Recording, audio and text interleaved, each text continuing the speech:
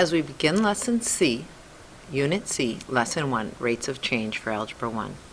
Here are the I can statements you need to be able to identify. I can define the rate of change, I can estimate it, the rate of change from a graph, I can compare two rates of change of two or more functions, and I can interpret what slope means in terms of the units stated in the data.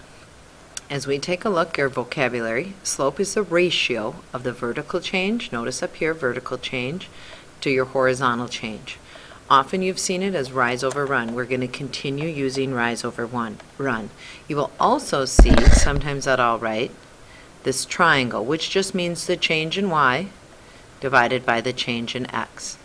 And if we think of our vertical change, that is our rise. It could go up or down.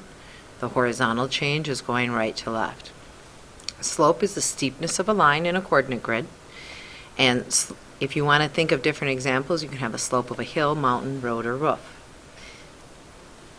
Now, as you are working on this and watching the video, you want to make sure that if you need to pause it at any point in time to actually listen and write down notes and go over things again or hear it a second time, you want to do so. So, to find the rate of change, we say it's change in the distance over change in time. When you're thinking about your tables, always kind of think what's your x and your y coordinate. So in this case, time, x is our independent, distance, y is our dependent variable.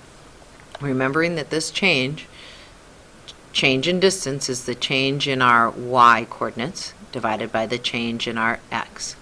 How else could we write that? Well, sometimes you're going to see we can subtract. Change means to subtract your y coordinates over subtracting your x coordinates. So, you are asked to find the rate of change. What I would like you to do is I'd like you to find it for three different groups. So, if we are looking at going from 2 to 1, we might say, using time 1 and time 2. So if we're finding the rate of change, we are going to take 520 and subtract 260 divided by 2 minus 1. If we are solving that, we get 260 over 1. It looks like our rate of change is 260, what are we talking about? Feet per 1 minute. Now, if we wanted to do it for another group, going from 2 to 3, again, we want to start with our y coordinates. I always like to start with the larger one. Don't have to deal with negatives. 780 minus 520 divided by 3 minus 2. If we are looking at that, we should have 260 over 1. So far we did both numbers that were right in a row. What if we use 4 and 2? So again, we're going to start with our y coordinates, and we're going to take 10,040, not 10,000, and subtract 520, that's our 2 coordinate, over 4 minus 2. Notice if you put 1,040 first, you must have the 4 right below it.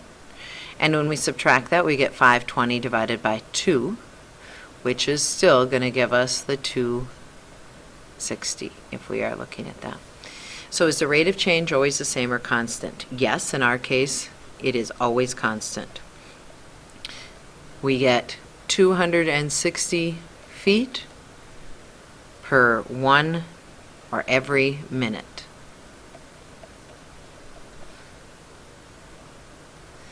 Describe the rate of change means in this context. And again, this is kind of the same answer. It means that we're talking about 260 feet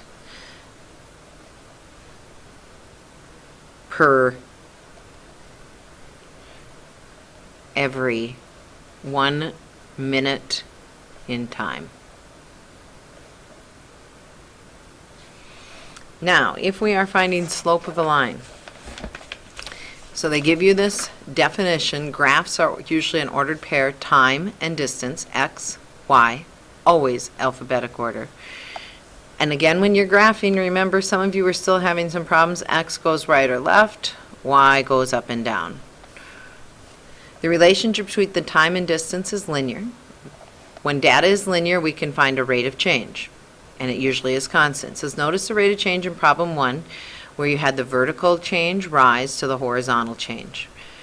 The rate of change is called the slope. So we are going to use slope. The letter that we will often use is M for slope. Vertical change over horizontal change, rise over run.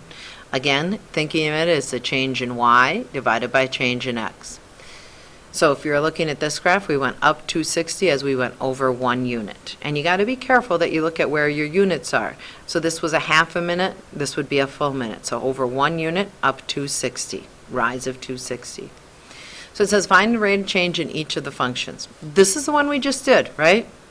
So since we just did this one, what do we know if we are looking at this? The change here was we went up 260 as we went up 1.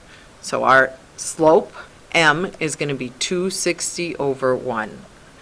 260 feet per 1 minute. In this next graph, when we take a look at this next graph, we want to calculate how far are we rising. So if you're given a graph, remember, slope equals, please write down, rise over run. Why am I going to have you write that? Because people switch them around. You have to get up first. How far did we get up? We went up 2. How far are we going over? That's a positive 2. Since we're going to the right, we're going 1, 2, 3, 4, 5 units to the right. We are going to have a positive 2 over positive 5, which gives us a slope of 2/5. Positive slopes are always going to go up to the right. I'll often have students ask me, well, Mrs. Thompson, what if we would have started from this point and we go down? Well, if you go down 2, that's negative. And if you go back 2, that's negative 5.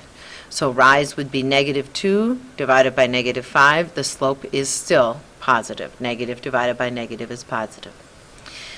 The slope formula. Given 2 points where you have A is x1, y1, and B is x2, y2. This is for any 2 points we can use this formula. And the formula simply states, subtract your y coordinates over subtracting your x coordinates. This formula you will need to memorize, and as you do your homework, I will ask that you write it each time. So, if we are looking at this graph, notice that the slope comes out to be, when we subtract our, and it helps, I think, a lot of times to just put your xy over the top of your points, so that when we are looking at them, we're going to subtract the y's first. 2 minus 2 is 0, divided by 2 minus a negative 3 is 5, gives us 0. The slope of the horizontal line is 0, as we are looking at that. If we are looking at the slope of a vertical line, again, if it helps, put your xy right by the points, or if it's given in your problem in the book, write them above so that you are subtracting your y coordinates. 1 minus the negative 2 gives us 3 over 0. This is undefined. Remembering that you can never, never, never divide by 0. So this is our undefined. So what you are asked to do now in this next page is to practice it. So I would like you, I'm going to do number 1 to help you out to start. Then I would like you to pause the video, and I want you to try 2, 3, and 4, and then we will check your answers. So we start with the formula, y2 minus y1 over x2 minus x1. As I stated before, put your x1, y1, x sub 2, y sub 2. Put our points in. Next thing we're going to do is we are going to be subtracting those. So 2 minus a negative 3 divided by our x2 was 4. These 2 points have to be above each other, minus 4. So when we are taking 2 minus a negative 3, that becomes plus. We get 5 over 0, and our answer is undefined. Our slope is undefined, and if we think of that line, it would actually be a vertical line. I would like you to do number 2, 3, 4. Pause the video, and when you turn it back on after pausing it, you will see those answers.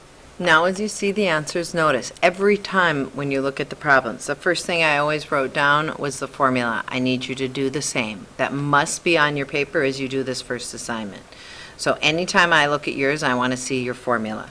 The next thing I need to see after the formula is showing me the numbers that you're placing in yours to get your answers. So make sure you're doing that next as you look at yours. So making sure that you're showing that work as you do the problems. Check your answers as you are looking at these. Make sure you got the right answers. Make sure you have the work. Again, pause it if you need to so that everyone can see the answers. Take a look at it. The other next part that you want to look at is this next part that talks about when do we know it's a positive slope. So when a lot of you were graphing in the last unit, I could tell your graphs were right or wrong right away because I knew a positive slope must always go up to the right. Negative slope always goes down to the right. If it has a slope of 0, it's going to be horizontal, and if it is a vertical line, the slope is always going to be undefined. As you do your homework tonight, you're working on page 298, and I'm going to have you do 9 actually through number, I believe, I changed it to 43 and 49. So you're doing the odds, show your work, make sure you're writing things out, and good luck.